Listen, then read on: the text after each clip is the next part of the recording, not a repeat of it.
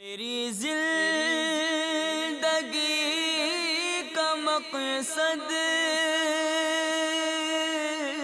تیرے دین کی سرفرازی۔ الحمدللہ رب العالمین والصلاة والسلام علی سید المرسلین، اما بعد فاعوذ باللہ من الشیطان الرجیم، بسم اللہ الرحمن الرحیم۔ والصلاة والسلام علیک یا رسول اللہ وعلی آلک واصحابک یا حبیب اللہ، والصلاة والسلام علیک یا نبی اللہ وعلی آلک واصحابک یا نور اللہ۔ میٹھے میٹھے اسلامی بھائی اور مدنی چینل کے ناظرین، حسب معمول سلسلہ با مقصد زندگی میں ہم حاضر ہیں۔ آغاز درود پاک کی فضیلت سے کرتے ہیں۔ اللہ تعالیٰ کے محبوب دانائے غیوب صلی اللہ تعالیٰ علیہ وآلہ وسلم کا فرمان عالی شان ہے،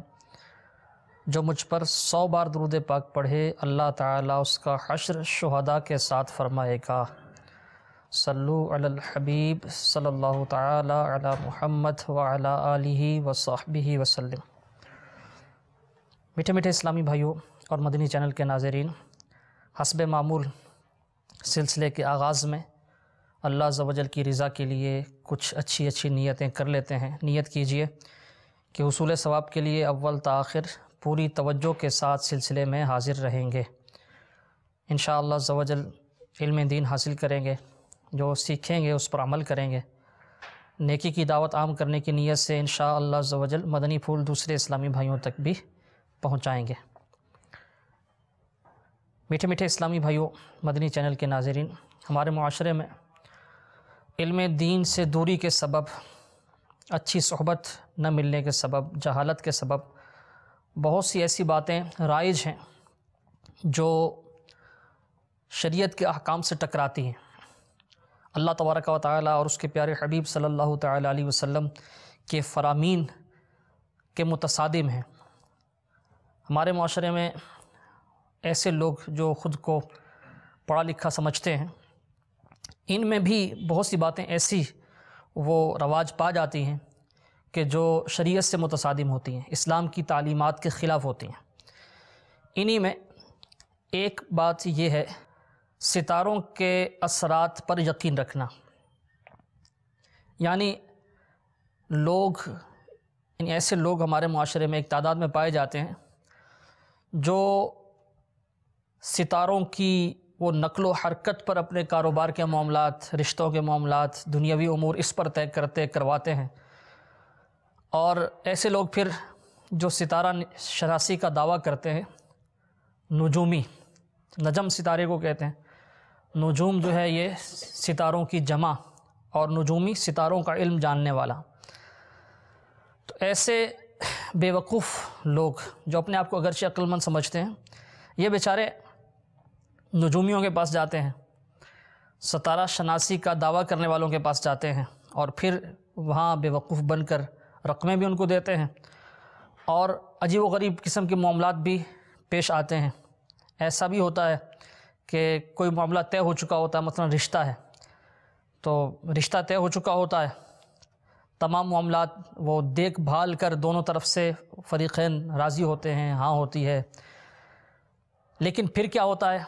کہ کوئی ایک فریق یہ کہہ کر رشتے سے انکار کر دیتا ہے کہ ہم نے پتہ کروایا ہے کہ لڑکے اور لڑکی کا ستارہ آپس میں نہیں ملتا، لہٰذا یہ شادی نہیں ہو سکتی۔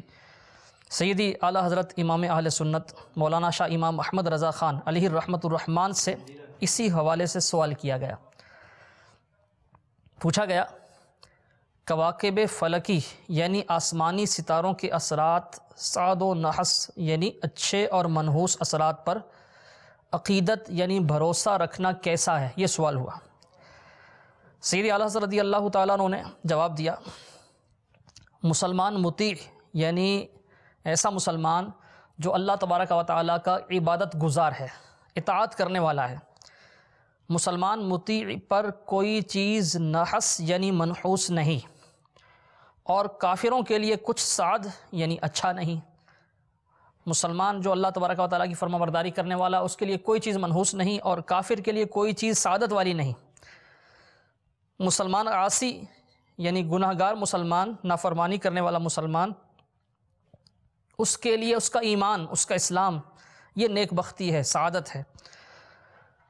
طاعت یعنی عبادت کرنا، اللہ تبارک و تعالیٰ کی فرما برداری کرنا بشرط قبول، سعد یعنی نیک بختی ہے۔ معصیت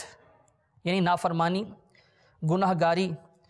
یہ بجائے خود نحس یعنی منحوس ہے۔ اللہ تعالیٰ کی نافرمانی کرنا، گناہ کرنا یہ بذات خود منحوس ہے۔ اگر رحمت و شفاعت اس کی نحوست سے بچا لیں بلکہ نحوست کو سعادت کر دیں، جیسا کہ سورہ فرقان آیت نمبر 70 میں اللہ تبارک و تعالیٰ ارشاد فرماتا ہے فَأُولَئِكَ يُبَدِّلُ اللَّهُ سَيِّئَاتِهِمْ حَسَنَات۔ ترجمہ کنز الایمان، تو ایسوں کی برائیوں کو اللہ تعالیٰ بھلائیوں سے بدل دے گا، ان کے گناہوں کو نیکیوں سے بدل دیا جائے گا۔ سیدی اعلیٰ رضی اللہ تعالیٰ عنہ مزید فرماتے ہیں بلکہ کبھی گناہ یوں سعادت ہو جاتا ہے کہ بندہ اس گناہ کے سبب اس پر خائف اور ترساں اور تائب اور کوشاں رہتا ہے، یعنی اللہ تبارک و تعالیٰ کا خوف اس گناہ کی وجہ سے، اس نافرمانی کی وجہ سے اس کے دل میں موجزن ہوتا ہے، بندہ ڈر جاتا ہے، ترساں رہتا ہے، تائب رہتا ہے، توبہ کرتا ہے، کوشش کرتا ہے کہ اس گناہ کا مداوع ہو سکے۔ تو سیدی اعلیٰ رضی اللہ تعالیٰ عنہ فرما رہے ہیں بلکہ کبھی گناہ یوں سعادت ہو جاتا کہ اس گناہ کے بعد اسے توبہ کی توفیق مل جاتی ہے۔ اب توبہ کی توفیق سے وہ دھل گیا اور بہت سی حسنات یعنی نیکیاں مل گئیں، باقی کواکب یعنی یہ ستارے وغیرہ ان میں کوئی سعادت اور نحوست نہیں اگر ان کو خود مؤثر یعنی اثر کرنے والا جانے شرک ہے۔ اگر کوئی جانتا ہے کہ یہ ستارے جو ہیں ان کی وجہ سے اثر ہوتا ہے، ان کو خود مؤثر کوئی سمجھتا ہے تو آپ فرماتے ہیں یہ شرک ہے۔ اگر کوئی ان سے مدد مانگے تو حرام ہے، ورنہ ان کی رعایت ضرور خلاف توکل ہے۔ فتاوی رضویہ شریف کی 21ویں جلد میں یہ سیدی اعلیٰ رضی اللہ تعالیٰ عنہ نے ایک فتوے کا جواب ارشاد فرمایا۔ اب بہت سے لوگ جو ہیں وہ یہ اعتقاد رکھتے ہیں ستاروں پر، ان کا ذہن ہوتا ہے، اب وہ بیچارے نجومیوں کے پاس بھی جاتے ہیں۔ صدر الشریعہ بدر الطریقہ علامہ مولانا مفتی امجد علی اعظمی بہار شریعت میں اس حوالے سے ارشاد فرماتے ہیں، 3 جلد صفحہ نمبر 659، مکتبۃ المدینہ جو دعوت اسلامی کا اشاعتی ادارہ ہے، اس کی شائع کردہ بہار شریعت کا جلد 3 صفحہ نمبر 659، آپ ارشاد فرماتے ہیں قمر در اقرب یعنی چاند جب برج اقرب میں ہوتا ہے تو سفر کرنے کو برا جانتے ہیں اور نجومی اسے منحوس بتاتے ہیں، اور جب برج اسد میں ہوتا ہے تو کپڑا قطع کرنے یعنی کٹوانے اور سلوانے کو برا جانتے ہیں، تو کپڑے قطع کرانے یعنی کٹوانے اور سلوانے کو برا جانتے ہیں۔ ایسی باتوں کو ہرگز نہ مانا جائے، یہ باتیں خلاف شرع اور نجومیوں کے ڈھکوسلے ہیں۔ نجوم کی اس طرح کی باتیں جن میں ستاروں کی تاثیرات بتائی جاتی ہیں کہ فلاں ستارہ طلوع کرے گا تو فلاں بات ہوگی، یہ بھی خلاف شرع ہے۔ اسی طرح نچھتروں کا حساب کہ فلاں نچھتر یعنی ستاروں کی منزل سے بارش ہوگی، یہ بھی غلط ہے۔ حدیث میں اس پر سختی سے انکار فرمایا۔ میٹھے میٹھے اسلامی بھائیوں، نجومیوں کے پاس بعض لوگ جاتے ہیں اور وہاں جا کر وہ اپنی قسمت کا حال معلوم کرتے ہیں۔ اس حوالے سے دین اسلام کے کیا احکامات ہیں یہ بھی سنتے چلے جائیے۔ امام اہل سنت مولانا امام احمد رضا خان علیہ الرحمۃ الرحمن، فتاوی رضویہ جلد نمبر 21، فتاوی رضویہ مخرجہ تخریج شدہ، اس کی جلد نمبر 21 صفحہ 155، آپ ارشاد فرماتے ہیں کاہنوں اور جوتشیوں سے ہاتھ دکھا کر تقدیر کا برا بھلا دریافت کرنا اگر بطور اعتقاد ہو، یعنی یہ جو بتائیں گے وہ حق ہے، اس پر یقین رکھنا کہ جو بتائیں گے یہ بالکل ٹھیک ہے، یہ حق ہے، تو سیدی اعلیٰ رضی اللہ تعالیٰ عنہ ارشاد فرما رہے ہیں کہ یہ کفر خالص ہے۔ اس کو حدیث میں فرمایا اس نے محمد صلی اللہ تعالیٰ علیہ وآلہ وسلم پر نازل ہونے والی شے کا انکار کیا۔ جس نے ان کی بات کو حق جانا اس نے محمد صلی اللہ تعالیٰ علیہ وسلم پر نازل ہونے والی شے کا انکار کیا، اور اگر بطور اعتقاد و تیقن یعنی یقین نہ رکھے مگر میل و رغبت ہو اس کی طرف، تو سیدی اعلیٰ رضی اللہ تعالیٰ عنہ فرماتے ہیں اب یہ گناہ کبیرہ ہے۔ اس کو حدیث میں فرمایا گیا اللہ تبارک و تعالیٰ ایسے کی 40 دن تک نماز قبول نہیں فرمائے گا۔ اور اگر کوئی ویسے ہی کرتا ہے بطور ہزل و استہزاء، یعنی ہنسی مذاق کے طور پر نجومی کے پاس یا کسی وہ ہاتھ دیکھنے والے کے پاس جا کر ہاتھ دکھاتا ہے یا اپنی قسمت کا حال ستارے کے حوالے سے معلوم کرتا ہے، تو سیدی اعلیٰ حضرت رضی اللہ تعالیٰ عنہ فرماتے ہیں ایسا کرنے والا، ہنسی مذاق کے طور پر کرنے والا، یہ بھی عبث یعنی بیکار کام کر رہا ہے، مکروہ حماقت ہے۔ ہاں اگر بقصد تعجیز یعنی اسے عاجز کرنے کے لیے ہو، یہ نیت ہو کہ اس کو لاجواب کروں گا، نجومی کو اس کو عاجز ثابت کروں گا، تو اس میں حرج نہیں۔ یہ جو آخر میں ارشاد فرمایا کہ اگر عاجز کرنے کے لیے ہو تو یہ عوام تو ایسا نہیں کر سکے گی۔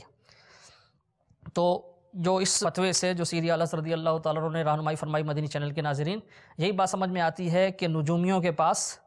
نہیں جانا چاہیے، قسمت وغیرہ کا حال ان سے معلوم نہیں کرنا چاہیے، اور اگر خدا نخواستہ کوئی ان کی بتائی ہوئی بات پر یقین رکھتا ہے کہ جو وہ کہہ رہے ہیں وہ ہوگا، اس کو حق سمجھتا ہے، تو یہ تو کفر خالص ہے۔ اور اگر بالکل وہ یقین نہیں رکھتا لیکن طبیعت میں رغبت اور میلان ہے تو یہ گناہ کبیرہ ہے۔ اگر ویسے ہی استہزاء کے لیے مذاق کے طور پر جاتا ہے تو یہ ایک بیکار کام ہے، ہمیں اس سے بچنا چاہیے۔ میٹھے میٹھے اسلامی بھائیو، مدنی چینل کے ناظرین، بعض اوقات یہ وسوسہ آتا ہے، اس طرح کے وہ معاملات مشاہدے میں آتے ہیں کہ کوئی کسی کاہن کے پاس گیا، کسی فال نکالنے کے والے کے پاس گیا، کسی قسمت کا حال بتانے والے کے پاس گیا، نجومی کے پاس گیا، اس نے کچھ باتیں بتائیں اور اس کی باتیں جو ہیں وہ درست بھی ہوئیں، یعنی جو اس نے کہا تھا ویسا ہو گیا۔ اور بعض کے بارے میں ایسا مشہور ہوتا ہے کہ وہ جو بتاتے ہیں وہ صحیح بتاتے ہیں، قسمت کا آگے کا حال بھی بتا دیتے ہیں، موجودہ حالات بھی بتا دیتے ہیں، گھر کے حالات بھی بتا دیتے ہیں۔ تو وسوسہ آتا ہے کہ یہ کیسے ہو سکتا ہے جب یعنی دین اسلام میں اس کی وہ تردید کی جا رہی ہے، تو اب ایسا کیسے ہو سکتا ہے؟ تو یہ بھی سنتے چلے جائیے۔ سیدہ عائشہ صدیقہ رضی اللہ تعالیٰ عنہ فرماتی ہیں کہ کچھ لوگوں نے رسول اکرم صلی اللہ تعالیٰ علیہ وسلم سے کاہنوں یعنی ان کی باتیں قابل اعتماد ہونے یا نہ ہونے کے بارے میں پوچھا، تو آپ صلی اللہ تعالیٰ علیہ وآلہ وسلم نے ارشاد فرمایا ان کی باتوں کی کوئی حقیقت نہیں۔ لوگوں نے عرض کیا یا رسول اللہ صلی اللہ تعالیٰ علیہ وسلم، جو خبر وہ دیتے ہیں بعض اوقات وہ سچ نکلتی ہے۔ پیارے آقا علیہ الصلوۃ نے ارشاد فرمایا وہ کلمہ جو وہ بولتے ہیں جن سے سنا ہوا ہوتا ہے، جسے جنی اچک لیتی ہے اور اپنے دوست کاہن کے کان میں اس طرح ڈال دیتی ہے جس طرح ایک مرغی دوسری مرغیوں کے کان میں آواز پہنچاتی ہے، پھر کاہن اس کلمے میں 100 سے زیادہ جھوٹی باتیں ملا دیتے ہیں۔ بہرحال بات سمجھ میں یہی آئی کہ اگر بالفرض ایسا ہو کہ اس کی بات کوئی سچی نکلے، جو اس نے کہا ہو ویسا ہی ہو جائے یا ویسے ہی حالات ہوں، تو تب بھی ان کی باتوں پر یقین نہیں کیا جا سکتا، کیونکہ اللہ و رسول عز و جل صلی اللہ تعالیٰ علیہ وسلم کا حکم یہی ہے، اور حقیقت ظاہر ہمارا ایمان ہے، اعتقاد ہے، یہی ہے۔ اللہ تبارک و تعالیٰ اور اس کے پیارے محبوب صلی اللہ تعالیٰ علیہ وسلم جو ارشاد فرما دیں یقیناً وہ حق اور عین حق ہے، ہمیں اس پر عقیدہ اور ایمان رکھنا ہے۔ ایک اس حوالے سے دلچسپ بات، دعوت اسلامی کے اشاعتی ادارے مکتبۃ المدینہ کی مطبوعہ کتاب ہے بدشگونی، اس میں لکھی گئی ہے نجومی کے حوالے سے کہ ایک علم نجوم سے تعلق رکھنے والے شخص کا یہ بیان ہے۔ ایک روز میرے پاس 2 میاں بیوی آئے، دونوں میں شدید جھگڑا چل رہا تھا۔ میں نے دونوں کا ہاتھ دیکھا تو علم نجوم کے مطابق طلاق کی لکیر واضح اور یقینی تھی، یعنی وہ ہاتھ کی لکیروں سے یہی جو اس کا علم وہ سکھایا جاتا ہے اس سے یہی سمجھ میں آ رہا تھا کہ طلاق یقینی ہوگی۔ تو وہ شخص کہتا ہے میں نے ان سے کہا آپ دونوں جو مرضی آئے کر گزریں، آپ دونوں میں طلاق نہیں ہو سکتی۔ ہاتھ کی لکیروں سے تو طلاق یقینی لگ رہی تھی، لیکن میں نے انہیں کہا کہ آپ میں طلاق نہیں ہو سکتی، آپ جو مرضی کر لیں۔ 2 سال بعد جب ان سے ملاقات ہوئی، وہ شخص کہتا ہے جب 2 سال بعد ان سے ملاقات ہوئی تو ان کی زندگی بڑی خوش و خرم اور اچھے انداز سے گزر رہی تھی، ان کے سارے آپس کی ناچاقی وغیرہ کے مسائل تھے وہ حل ہو چکے تھے۔ تو ان سے ذکر کیا کہ یہ تبدیلی کیسے آ گئی۔ وہ میاں بیوی کہنے لگے کہ جب آپ نے ہمیں بتایا کہ طلاق کسی صورت میں نہیں ہو سکتی تو ہم نے سوچا کہ جب طلاق نہیں ہونی تو کیوں نہ مل جل کر زندگی گزاری جائے۔ اس دن کے بعد سے ہماری گھریلو زندگی جو ہے وہ خوشیوں سے بھر گئی۔ میٹھے میٹھے اسلامی بھائی اور مدنی چینل کے ناظرین، آپ نے سنا کہ علم نجوم جاننے والا بتا رہا تھا کہ اس کے مطابق تو طلاق ہی ہونی تھی، لیکن اس نے حکمت عملی کے ساتھ ان کو یہ کہا کہ آپ میں طلاق نہیں ہوگی، تو واقعی ان کی آپس میں محبت، ان کی جو ناچاقی تھی، نفرت تھی، وہ محبت میں بدل گئی، اور 2 سال بعد وہ انتہائی خوش و خرم زندگی گزارتے ہوئے ملے۔ ہمیں اللہ و رسول عز و جل و صلی اللہ تعالیٰ علیہ وسلم کے جو فرامین ہیں، دین اسلام کی تعلیمات ہیں، اس پر یقین اور اعتماد رکھنا ہے، اور کسی صورت بھی کوئی کائن ہو، فال نکالنے والا ہو، نجومی ہو، یہ جو ستاروں کے معاملات ہیں، اس پر ہمیں اعتماد نہیں کرنا، اللہ تبارک و تعالیٰ پر توکل رکھنا ہے۔ ہاں، ہمارے پیارے آقا صلی اللہ تعالیٰ علیہ وسلم استخارے کی تعلیم دیتے تھے۔ استخارہ کیا ہے یہ بھی سنتے چلے جائیے۔ سرکار علی وقار مدینہ کے تاجدار صلی اللہ تعالیٰ علیہ وسلم نے لوگوں کو فال کی جگہ استخارے کی تعلیم دی۔ چنانچہ سیدنا جابر بن عبداللہ رضی اللہ تعالیٰ عنہما سے روایت ہے، رسول اکرم نور مجسم صلی اللہ تعالیٰ علیہ وآلہ وسلم ہم کو تمام امور میں استخارہ تعلیم فرماتے ہیں، جیسے قرآن کی سورت تعلیم فرماتے تھے۔ جس طرح قرآن پاک سکھاتے، قرآن پاک کی سورت تعلیم فرماتے، اسی طرح استخارہ تعلیم فرماتے۔ مفسر شہیر حکیم الامت مفتی احمد یار خان علیہ رحمۃ اللہ الحنان اس حدیث پاک کے تحت لکھتے ہیں، استخارہ کے معنی ہے خیر مانگنا یا کسی سے بھلائی کا مشورہ کرنا۔ چونکہ اس دعا اور نماز میں بندہ اللہ عز و جل سے گویا مشورہ کرتا ہے کہ فلاں کام کروں یا نہ کروں، اسی لیے اسے استخارہ کہا جاتا ہے۔ حضور پاک صاحب الاولاق صلی اللہ تعالیٰ علیہ وسلم کا فرمان عالی شان ہے، یعنی جو استخارہ کرے وہ نقصان میں نہ رہے گا، جو مشاورت سے کام کرے وہ پشیمان نہ ہوگا، اور جس نے میانہ روی اختیار کی وہ محتاج نہیں ہوگا۔ صلو علی الحبیب صلی اللہ تعالیٰ علی محمد وعلی آلہ وصحبہ وسلم۔ استخارے کے بارے میں مزید معلومات حاصل کرتے جائیے۔ استخارہ کن کاموں میں کیا جانا چاہیے، کیسے کرنا چاہیے؟ مدنی چینل کے ناظرین، استخارہ صرف ان کاموں میں ہو سکتا ہے، ان کاموں کے بارے میں ہو سکتا ہے جو ہر مسلمان کی رائے پر چھوڑے گئے ہیں۔ مثلا ذاتی امور میں تجارت یا ملازمت میں سے کس کا انتخاب کیا جائے،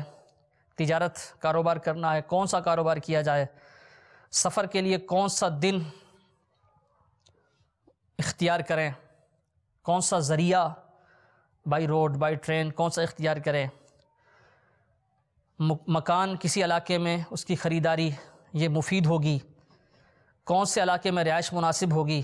رشتے کے حوالے سے رشتہ کہاں طے کیا جائے۔ تو اس طرح کے امور جس میں مسلمان کی رائے پر فیصلہ چھوڑا گیا ہو، جن کاموں کے بارے میں شریعت کے واضح احکام ہیں، اس میں استخارہ نہیں ہے۔ جیسے 5 وقتہ فرض نمازیں ہیں، یہ پڑھنی ہیں، اب یہ استخارہ نہیں کریں گے کہ کیا میرے حق میں یہ 5 نمازیں پڑھنا بہتر ہے یا نہیں۔ ایسے ہی زکوٰۃ فرض ہے، ادا کرنی ہے، تو اس معاملے میں اب شریعت کا واضح حکم موجود ہے، تو ظاہر ہے وہ اس بارے میں استخارہ نہیں کیا جائے گا۔ حج فرض ہو گیا تو اب کرنا ہی ہے، اس کے بارے میں آپ استخارہ نہیں کریں گے کہ اس سال کروں یا اگلے سال کروں، جس سال حج فرض ہوا اسی سال کرنا پڑے گا۔ جن کاموں میں شریعت کی ہدایات پر عمل کرنا ضروری ہے تو ان میں اب استخارہ نہیں ہوگا۔ ہاں، جس میں اختیار دیا گیا ہے فیصلے کا، مسلمان کو اپنی رائے کے مطابق حالات کو دیکھ کر فیصلہ کرنے کا اختیار ہے، تو اس میں استخارہ کیا جائے گا۔ تو استخارہ کرنا کب ہے یہ بھی آپ سن لیجئے۔ ایک اور بات استخارہ کرنے کے حوالے سے کہ ایسا کام جس کا کرنا حرام ہے اس کے بارے میں بھی استخارہ نہیں کیا جائے گا۔ مثلا گناہ کا کام ہے، کسی کا حق مارنا ہے معاذ اللہ، کوئی بھی نافرمانی معصیت کا کام ہے، اللہ تبارک و تعالیٰ کی نافرمانی ہے، گناہ کا کام ہے، تو اس کے بارے میں استخارہ نہیں ہوگا۔ جائز کام کے بارے میں استخارہ کیا جائے گا۔ استخارہ کے آداب میں سے یہ ہے، استخارہ کب کریں اس حوالے سے، استخارہ ایسے کام سے متعلق کیا جائے گا جس کے کرنے کے بارے میں طبیعت کا میلان کسی طرف نہ ہو۔ اگر کسی ایک طرف رائے بن چکی ہو، ایک طرف جھکاؤ ہو چکا ہو، ایک طرف میلان ہو چکا ہو، تو اب استخارہ کی مدد سے صحیح صورتحال واضح بہت مشکل سے ہوگی۔ مثلا رشتے کا معاملہ ہے تو کسی طرف رشتہ طے کرنے جا رہے ہیں تو جو ظاہری امور دیکھے جاتے ہیں وہ سارے دیکھنے چاہیے، چال چلن دیکھتے ہیں، سیرت دیکھتے ہیں طرفین دونوں طرف سے۔ اسی طرح اور معاملات، لڑکے کی وہ جاب ملازمت وغیرہ دیکھتے ہیں، گھر کے حالات دیکھتے ہیں، خاندان کے معاملات دیکھتے ہیں، نسب وغیرہ۔ تو جو ظاہری طور پر دیکھا جاتا ہے وہ دیکھ لیا جائے، اور اب اگر میلان کسی طرف نہیں ہے تو اب اس میں استخارہ کیا جائے۔ اگر میلان ایک طرف ہو چکا، جھکاؤ ایک طرف واضح ہو چکا، تو اب اس میں صحیح صورتحال تک پہنچنا مشکل ہوگا۔ مفتی امجد علی اعظمی علیہ رحمۃ اللہ القوی بہار شریعت جلد 1 صفحہ 683 اس پر یہ لکھتے ہیں، استخارے کا وقت اس وقت تک ہے کہ ایک طرف رائے پوری طرح جم نہ چکی ہو۔ حکیم الامت مفتی احمد یار خان علیہ رحمۃ اللہ الحنان مرآت المناجح میں شرح مشکات المصابیح اس میں لکھتے ہیں، یہ بھی ضروری ہے کہ اس کام کا پورا ارادہ نہ کیا ہو، صرف خیال ہو، جیسے کوئی کاروبار، شادی بیاہ، مکان کی تعمیر وغیرہ کا معمولی ارادہ ہو اور تردد ہو کہ نہ معلوم اس میں بھلائی ہوگی یا نہیں، تو استخارہ کرے۔ استخارہ کا مطلب کیا ہے؟ اس کا ہے طلب خیر، یعنی بھلائی کو طلب کرنا۔ چنانچہ استخارہ کر لینے کے بعد اس پر جو اس میں رائے آئے اس کو اپنانا، اس پر عمل کرنا یہ بہتر ہے۔ ہاں، اس رائے کے مطابق عمل نہیں کیا، اس کے خلاف کیا، تب بھی گناہ گار نہیں ہوں گے۔ صلو علی الحبیب صلی اللہ تعالی علی محمد وعلی آلہ وصحبہ وسلم۔ استخارہ کے کچھ طریقے بھی روایات میں بیان کیے گئے ہیں، جیسا کہ جو مشہور طریقہ ہے وہ ہے نماز استخارہ۔ جب کوئی کسی امر کا قصد کرے، کوئی کسی کام کا ارادہ کرے تو 2 رکعت نفل پڑھے، اور نفل پڑھنے کے بعد یعنی نفل جب مکمل ہو جائے سلام پھرنے کے بعد اب وہ دعا مانگے۔ یہ دعا الحمدللہ عز و جل میرے اہل سنت دامت برکاتہم العالیہ کی تصنیف مدنی 5 سورہ کے باب فیضان نوافل میں بھی ہے، اور یہ بدشگونی جو مکتبۃ المدینہ کی تصنیف ہے اس میں بھی ہے، دیگر بھی جو اس لحاظ سے کتب ہوتی ہیں جس میں نماز استخارہ کا طریقہ وغیرہ ہوتا ہے اس میں بھی یہ دعا موجود ہوتی ہے۔ یہ دعا اس کے بعد مانگے، پھر آرام کرے، یعنی سو جائے، تو نیند کے دوران ہی اس کو اشارہ ملے گا کہ اس کے لیے کیا بہتر ہے۔ نماز استخارہ میں ویسے تو کوئی بھی صورتیں پڑھی جا سکتی ہیں سورہ فاتحہ کے بعد۔ پہلی رکعت میں قل یا ایھا الکافرون، دوسری میں قل ھو اللہ یعنی سورہ اخلاص پڑھے۔ بعض مشائخ نے یہ لکھا ہے کہ سورہ قصص کی آیت نمبر 68 اور 69 پڑھے، وَرَبُّكَ يَخْلُقُ مَا يَشَاءُ وَيَخْتَارُ، یہ جو 2 آیات ہیں یہ پڑھے، اور دوسری میں سورہ احزاب کی آیت نمبر 36 کی تلاوت کرے سورہ فاتحہ کے بعد۔ حکیم الامت مفتی احمد یار خان علیہ رحمۃ اللہ الحنان نے بھی اس مسئلہ کی تفصیل ارشاد فرمائی ہے۔ ارشاد فرماتے ہیں، بعض صوفیاء فرماتے ہیں اگر سوتے وقت 2 رکعتیں پڑھ کر یہ دعا پڑھے پھر با وضو قبلہ رو ہو جائے تو اگر خواب میں سبزی یا سفید جاری پانی یا روشنی دیکھے تو کامیابی کی علامت ہے، اور اگر سیاہی یا گدلا پانی یا اندھیرا دیکھے تو ناکامی اور نامرادی کی علامت ہے۔ 7 روز یہ عمل کرے، انشاءاللہ عز و جل اس دوران خواب میں اشارہ ہو جائے گا۔ بہتر یہ ہے 7 بار استخارہ کرے، 1 بار بھی ہو جائے گا لیکن بہتر ہے 7 بار کرے۔ حدیث شریف میں ہے، پیارے آقا علیہ الصلوۃ والسلام نے حضرت سیدنا انس رضی اللہ تعالیٰ عنہ سے ارشاد فرمایا، اے انس، جب تو کسی کام کا قصد کرے تو اپنے رب عز و جل سے اس میں 7 بار استخارہ کر، پھر نظر کر تیرے دل میں کیا گزرا کہ بے شک اسی میں خیر ہے۔ اگر خواب میں کوئی اشارہ نہ ہو تو اپنے دل کی طرف دھیان کریں، اگر دل میں کام کرنے کی طرف میلان ہو اور اس طرف وہ ارادہ جا رہا ہو، ارادہ جم رہا ہو اس کا، تو پھر وہ کام کرنا بہتر ہے، اور اگر اس کے خلاف جا رہا ہو، رجحان اس کے خلاف جا رہا ہو تو نہ کرنا بہتر ہے۔ پھر اسی کو استخارے کا نتیجہ سمجھنا چاہیے اور طبیعت کے رجحان پر عمل کر لینا چاہیے۔ یہ تو نماز استخارہ،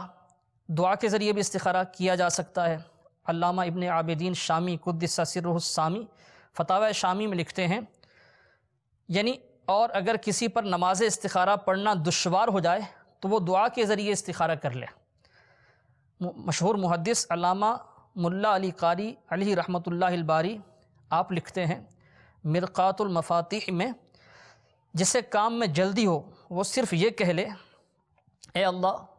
میرا کام بہتر کر دے اور میرے لیے 2 کاموں میں سے بہتر کو اختیار فرما کر اس میں میرے لیے بہتری رکھ دے۔ یا اس طرح دعا کرے، یہ ترجمہ دعا کا، اے اللہ عز و جل میرا کام بہتر کر دے اور میرے لیے 2 کاموں میں سے بہتر کو اختیار فرما اور مجھے میری پسند کے حوالے نہ فرما۔ تو اس طرح دعا مانگ کر آرام کر لے، سو جائے باطہارت قبلہ رو، تو خواب میں اشارہ ہو جائے گا۔ تو اگر کوئی وہ نماز نہیں پڑھ سکتا تو فقط اس طرح دعا کر کے بھی وہ اگر سو جائے تو انشاءاللہ عز و جل اسے اشارہ مل جائے گا۔ بزرگان دین رحمہم اللہ المبین نے استخارہ کرنے کے اور بھی کئی طریقے وہ ارشاد فرمائے ہیں، ان سے منقول ہیں استخارہ کرنے کے، مثلا تسبیح کے ذریعے استخارہ کرنا جو قلیل وقت میں مکمل ہو جاتا ہے۔ اگر استخارے کے بعد بھی کسی نے نماز استخارہ یا کسی اور ذریعے سے استخارہ کیا، اس کے بعد بھی وہ جو اس میں جو اشارہ آیا تھا اس پر عمل کیا لیکن بہتری نہیں پائی بلکہ نقصان ہو گیا، تو اب اللہ تبارک و تعالی کی بارگاہ سے وہ معاذ اللہ بدگمان نہیں ہو سکتے۔ بعض اوقات اللہ تبارک و تعالی کی بارگاہ میں بندہ عرض کرتا ہے، استخارہ کرتا ہے کہ جس کام میں میرے لیے بہتری ہے وہ ہو جائے، لیکن اللہ تبارک و تعالی وہ کام عطا کرتا ہے جو اس کے حق میں بہتر ہوتا ہے، مگر اس کی بہتری ظاہری عقل کی میں نہیں آتی۔ مثلا دعا کی قبولیت ہے تو ہم یہی سمجھتے ہیں کہ جو ہم نے مانگا وہ ہمیں مل جائے تو دعا قبول ہو گئی، اگر وہ نہیں ملتا تو ہم یہ گمان کرتے ہیں کہ ہماری دعا قبول نہیں ہوئی۔ بعض اوقات ہم جو مانگ رہے ہوتے ہیں وہ ہمیں نہیں ملتا، اللہ تبارک و تعالی اس سے بہتر عطا فرما دیتا ہے، یا جو ہم مانگ رہے ہوتے ہیں وہ ہمارے حق میں بہتر نہیں ہوتا، ہم سمجھتے ہیں کہ ہمارے حق میں بہتر ہے لیکن اس میں ہمارے لیے نقصان پوشیدہ ہوتا ہے۔ اللہ تبارک و تعالی علیم و خبیر ہے، جاننے والا ہے، خبر رکھنے والا ہے۔ اللہ تبارک و تعالی ہمیں وہ نہیں دیتا جو ہم مانگتے ہیں، ہمارے حق میں یہی بہتر ہوتا ہے، ہم سمجھتے ہیں کہ ہماری دعا قبول نہیں ہوئی، تو ہم نے جو ظاہری اشارہ ملا اس کے مطابق کام کیا، وہ کام پائے تکمیل تک نہیں پہنچا، ہمیں ظاہراً نقصان اٹھانا پڑا، ناکامی کا منہ دیکھنا پڑا، تو ہم سمجھتے ہیں کہ وہ جو ہم نے استخارہ کیا، جو ہمیں اشارہ ملا تھا وہ غلط تھا۔ ایسا حالانکہ حقیقت میں نہیں ہوتا، حقیقت میں جو ہوا ہوتا وہ ہمارے حق میں بہتر ہوتا ہے۔ اس کی ایک مثال یوں سمجھیں کہ ایک بچہ ہے، وہ بیمار پڑ گیا، بخار ہو گیا اس کو، یا کوئی اور اس کو پرابلم ہو گئی، اب اس بیماری میں، اس مسئلے میں جس میں وہ مبتلا ہے، کوئی چیز اس کے لیے کھانا نقصان دہ ہے، وہ مانگے گا لیکن ماں باپ سمجھتے ہیں کہ اس کو یہ نہیں کھلانی، اس سے اس کے بخار میں اضافہ ہو جائے گا، اس کی بیماری میں اضافہ ہو جائے گا۔ اب ماں باپ اس کو نہیں دیں گے بلکہ اس کو اور چیز دیتے ہیں جس کو وہ اچھا نہیں سمجھتا اپنے لیے، مثلا دوائی دیتے ہیں، تو حقیقت میں تو اس کے لیے دوائی ہی اچھی ہے، دوائی ہی مفید ہے، کڑوی چیز ہی اس کے لیے مفید ہے، لیکن وہ میٹھے کو طلب کر رہا ہے۔ تو ایسے ہی ہم اپنے تئیں یہ سمجھتے ہیں یہ کام ہمارے حق میں بہتر ہے لیکن حقیقت میں وہ بہتر نہیں ہوتا، اللہ تبارک و تعالیٰ کی طرف سے جو ہوتا ہے وہ یقیناً ہمارے حق میں بہتر ہوتا ہے۔ تو ہمیں یہی اعتقاد رکھنا ہے کہ استخارہ میں جو کام، یعنی جو اشارہ ہوا ہم نے اس کے مطابق عمل کیا، بالفرض اگر وہ ظاہری طور پر ہمارے حق میں بہتر نہیں تھا تب بھی حقیقت میں بہتری اسی میں تھی، اور ویسے بھی استخارے سے یقینی علم حاصل نہیں ہوتا، یہ تو ایک وہ سمجھ لیجئے کہ مشورہ ہے۔ اللہ تبارک و تعالی ہمیں بدشگونی سے اور یہ جو ستاروں کا ہیر پھیر ہے، نجومیوں کے معاملات ہیں، اس طرح کے سارے معاملات سے بچنے کی اور دوسروں کو بچانے کی توفیق نصیب فرمائے۔ اللہ تبارک و تعالی ہمیں اپنا توکل نصیب فرمائے۔ آمین بجاہ النبی الامین۔ صلو علی الحبیب صلی اللہ تعالی علی محمد وعلی آلہ وصحبہ وسلم۔ میری زندگی کا مقصد تیرے دین